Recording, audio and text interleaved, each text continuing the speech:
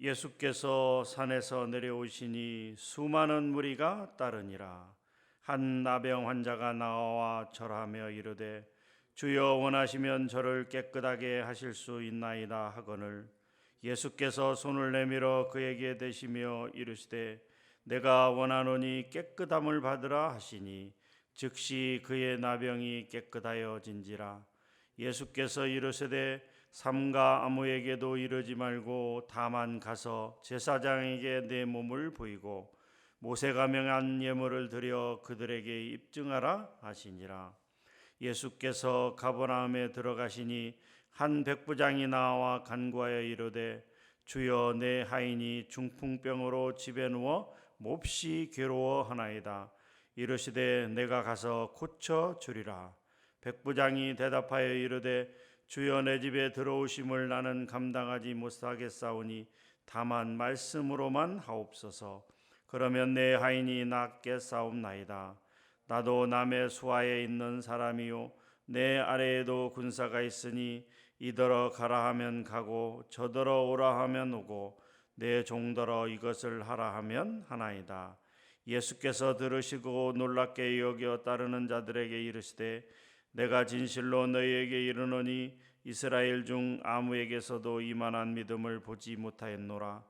또 너희에게 이르노니 동서로부터 많은 사람이 이르러 아브라함과 이삭과 야곱과 함께 천국에 앉으려니와 그 나라의 본 자손들은 바깥 어두운 데 쫓겨나 거기서 울며 이를 갈게 되리라. 예수께서 백부장에게 이르시되 가라 내 믿은 대로 될지어다 하시니 그 즉시 하인이 나으니라. 예수께서 베드로의 집에 들어가사 그의 장모가 열병으로 앓아 누운 것을 보시고 그의 손을 만지시니 열병이 떠나가고 여인이 일어나서 예수께 수종들더라. 저물매 사람들이 귀신 들린 자를 많이 데리고 예수께 오거늘 예수께서 말씀으로 귀신들을 쫓아내시고 병든 자들을 다 고치시니 이는 선지자 이사야를 통하여 하신 말씀에 우리의 연약한 것을 친히 담당하시고 병을 짊어지셨도다 함을 이루려 하심이더라. 예수께서 무리가 자기를 에워싸는 것을 보시고 건너편으로 가기를 명하시니라. 한 서기관이 나와 예수께 아뢰되 선생님이여 어디로 가시든지 저는 따르리이다. 예수께서 이르시되 여우도 굴이 있고 공중의 새도 거처가 있으되 인자는 머리 둘 곳이 없다 하시더라. 제자 중에 또 한 사람이 이르되 주여 내가 먼저 가서 내 아버지를 장사하게 허락하옵소서. 예수께서 이르시되 죽은 자들이 그들의 죽은 자들을 장사하게 하고 너는 나를 따르라 하시니라. 배에 오르심에 제자들이 따랐더니 바다에 큰 놀이 일어나 배가 물결에 덮이게 되었으되 예수께서는 주무시는지라. 그 제자들이 나와 깨우며 이르되 주여 구원하소서 우리가 죽겠나이다. 예수께서 이르시되 어찌하여 무서워하느냐 믿음이 작은 자들아 하시고 곧 일어나사 바람과 바다를 꾸짖으시니 아주 잔잔하게 되거늘 그 사람들이 놀랍게 여겨 이르되 이가 어떠한 사람이기에 바람과 바다도 순종하는가 하더라. 또 예수께서 건너편 가다라 지방에 가심에 귀신 들린 자 둘이 무덤 사이에서 나와 예수를 만나니 그들은 몹시 사나워 아무도 그 길로 지나갈 수 없을 지경이더라. 이에 그들이 소리질러 이르되 하나님의 아들이여 우리가 당신과 무슨 상관이 있나이까? 때가 이르기 전에 우리를 괴롭게 하려고 여기 오셨나이까 하더니 마침 멀리서 많은 돼지떼가 먹고 있는지라. 귀신들이 예수께 간구하여 이르되 만일 우리를 쫓아내시려면 돼지떼에 들여보내 주소서 하니 그들에게 가라 하시니 귀신들이 나와서 돼지에게로 들어가는지라. 온 떼가 비탈로 내리달아 바다에 들어가서 물에서 몰사하거늘 치던 자들이 달아나 시내에 들어가 이 모든 일과 귀신 들린 자의 일을 고하니 온 시내가 예수를 만나려고 나가서 보고 그 지방에서 떠나시기를 간구하더라. 아멘. 마태복음 5장부터 7장까지는 우리가 흔히 산상수훈이라고 부르는 예수님의 말씀 사역이 기록이 되어 있습니다. 5장에 대해서는 먼저 팔복에 대해서, 또 소금과 빛에 대해서, 또 율법에 대해서, 형제 화목에 대해서, 또 간음과 맹세에 대해서 말씀을 주고 계십니다. 6장에서는 구제와 기도, 금식 이런 거에 관해서 말씀을 하시며, 7장에서는 형제를 비판하지 말고 구하고 찾고 두드리라, 좁은 문으로 들어가라 등 말씀에 대해서 가르쳐 주시고 계십니다. 이어서 8장에서는 오늘 본문 말씀에서는 예수님의 또 다른 사역인 병고침의 사역, 그리고 귀신을 쫓아내는 이 축사의 사역들이 기록이 되어 있습니다. 우리가 흔히 예수님의 3대 사역, 이 땅에 오셔서 공생애를 사시는 동안 3대 사역하면 말씀 전파의 사역, 병고침, 그리고 귀신을 쫓아내는 사역이 있었다라고 이렇게 이야기하고 있습니다. 먼저 1절에서 4절에 보게 되면 나병 환자를 깨끗하게 하시다라는 제목으로 말씀이 기록이 되어 있습니다. 예수님께서 이제 산 위에서 말씀을 가르치신 사역을 말씀을 다 전하시고 이제 산에서 내려오셨다라고 기록하고 있습니다. 8장 1절이죠. 예수께서 산에서 내려오시니 수많은 무리가 따르니라. 그런데 한 나병 환자가 예수님 앞에 나옵니다. 2절 말씀 같이 한번 읽도록 하겠습니다. 시작.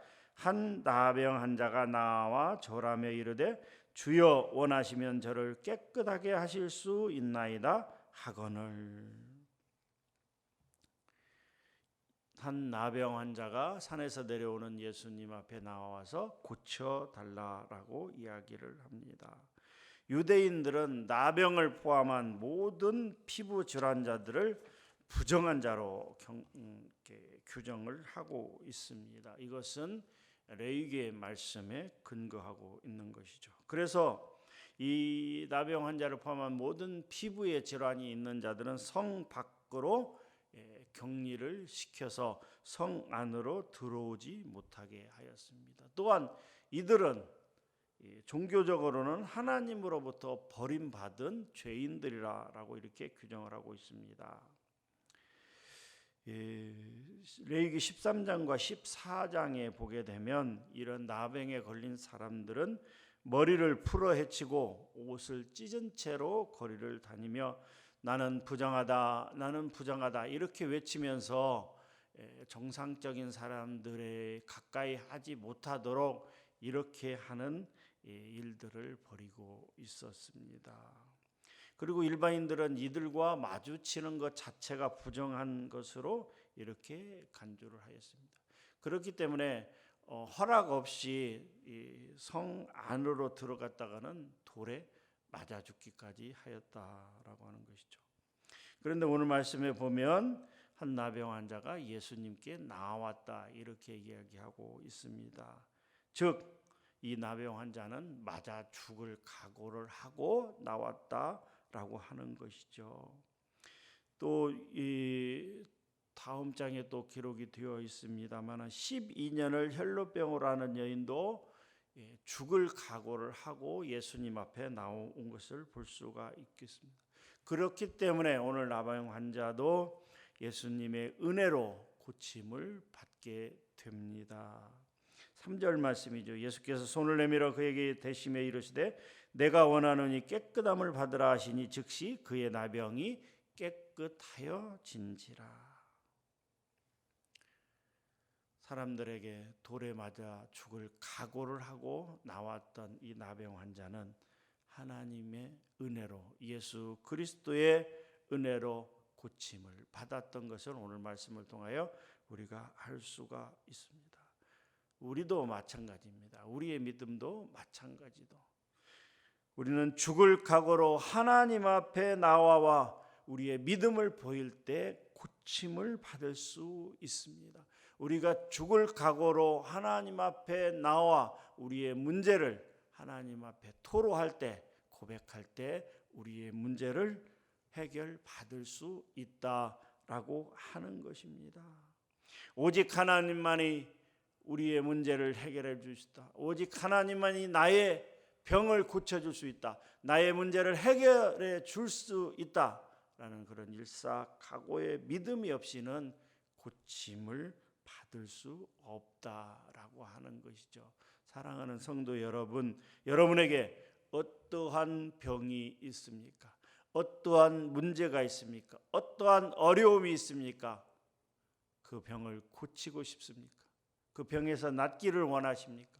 그 문제를 해결받기를 원하십니까? 어떻게 해야 될까요? 바로 이 나병 환자처럼 죽을 각오를 하고 아버지 앞에 나와야 되는 것입니다. 죽을 각오를 하고 하나님 앞에 나올 때 병이 고쳐지고 문제가 해결되고 귀신이 떠나가게 된다라고 하는 것입니다. 5절부터 13절까지는 백부장의 하인을 고치시는 예수님의 사역이 기록되어 있습니다. 예수께서 가버나움에 들어가시니 한 백부장이 나와 간구하여 이르되 주여 내 하인이 중풍병으로 집에 누워 몹시 괴로워하나이다 라고 이렇게 고쳐주기를 원합니다. 예수님께서 내가 가서 고쳐주리라 말씀하실 때 백부장이 아니요 괜찮습니다. 내 집에 들어오심을 나는 감당치 못하오니 다만 말씀으로만 하옵소서. 다만 말씀으로만 하옵소서. 그러면 내 하인이 낫겠습나이다 라고 그렇게 이야기합니다. 예수님께서 그 말을 듣고 10절에 이렇게 이야기합니다. 10절 말씀 같이 한번 읽어보도록 하겠습니다. 시작. 예수께서 들으시고 놀랍게 여겨 따르는 자들에게 이르시되 내가 진실로 너희에게 이르노니 이스라엘 중 아무에게서도 이만한 믿음을 보지 못하였느니라. 예수님께서 백부장을 그렇게 칭찬합니다. 이스라엘 중 아무에게서도 이만한 믿음을 보지 못하였느니라. 하나님의 선민이요 하나님의 백성인 이스라엘 사람들 중에서도 그 중에서도 이러한 믿음을 찾아볼 수 없을 만큼 이 백부장의 믿음이 훌륭하다라고 이렇게 이야기합니다. 이 백부장의 하인을 고쳐주는 장면은 누가복음 7장에도 똑같이 기록되어 있습니다. 누가는 이스라엘 사람들을 향한 백부장의 열정과 그의 겸손함에 대해서 강조를 하고 있지만 마태복음에서 마태는 유대인들의 연약한 믿음에 대조되는 이방인 백부장의 놀라울 정도의 믿음에 대해서 강조하고 있다라고 하는 것이죠. 먼저 백부장은 예수님께 뭐라고 칭하고 있습니까? 6절에 보면 이르되 주여라고 이야기하고 있습니다. 우리가 잘 알고 있는 것처럼 그 당시는 어떠한 시대였습니까? 바로 로마 제국이 이스라엘을 식민지로 삼고 있는 그러한 시대였습니다. 그렇기 때문에 로마 군대의 백부장의 그런 지위와 그런 명성은 대단한 것이었습니다. 지배를 받고 있는 나라의 작은 보잘것없는 나사렛에서 태어나 별 볼 일 없는 그 예수 그리스도를 향해서 예수님을 향해서 로마 제국의 백부장이 주여라고 이야기를 하고 있다는 것은 놀라운 일입니다. 주라고 하는 것은 자신의 상전을 이야기합니다. 종이 상전에게 부르는 것이 바로 주라고 하는 호칭인 것이죠. 그러니까 이 백부장은 예수님을 향해서 나의 주인이요, 당신은 나의 주인이고 나는 당신의 종입니다 라고 이렇게 겸손하게 표현하고 있는 것을 볼 수가 있습니다. 그렇습니다. 이렇게 겸손한 모습으로 나와서 자신의 하인을 고쳐달라고 이렇게 간구하는 백부장의 그 모습 속에서 우리는 겸손을 배울 수가 있습니다. 하나님 앞에 나와서 문제를 해결받고자 할 때 하나님 앞에 나오는 사람들은 자신의 현재의 지위 고하를 막론하고 자신이 어떠한 부를 쌓고 있든지 자신이 어떠한 지위와 명예를 가지고 있든지 상관없이 하나님 앞에 나올 때, 교회에 나올 때는 겸손한 모습으로 나와야 된다라고 하는 것이죠. 나는 돈이 많은 사람이야. 나는 대그룹의 회장이야. 나는 나라의 총리야. 나는 장관이야. 이 사회적인 지위와 명예와 이런 것들을 교회 안으로 끌고 와서 거만한 모습을 보이는 사람들은 하나님의 은혜를 받을 수가 없다라고 하는 것이죠. 이 백부장처럼 비록 대단한 위치와 대단한 지위와 대단한 명예와 물질과 이 모든 것들을 가졌지만 보잘것없는 자기 하인, 자기 종을 고쳐달라고 주여라고 이렇게 이야기하고 있는 것을 볼 수가 있습니다. 그러면서 안 오셔도 됩니다. 다만 말씀만 하시면 내 하인이 낫겠습니다. 나도 군대를 거느리고 있는 백부장으로서 내가 부하들에게 오라 하면 오고 가라 하면 가는 것처럼 예수님께서도 다만 말씀만 해주시면 됩니다.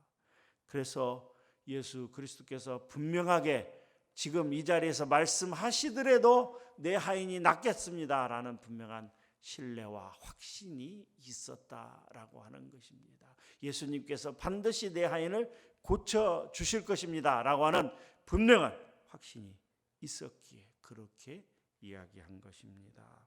사랑하는 성도 여러분, 우리가 말씀에서 알 수 있는 것처럼 본인이 감당하기 힘든 어렵고 연약한 믿음이 있는 사람들이 있습니다. 병이 들었는데 문제가 발생했는데 어떻게 할 바를 알지 못하고 어떻게 할 바를 알지 못하고 그저 그런 상태로 있는 그런 가족들이 있습니다. 그런 친지들이 있습니다.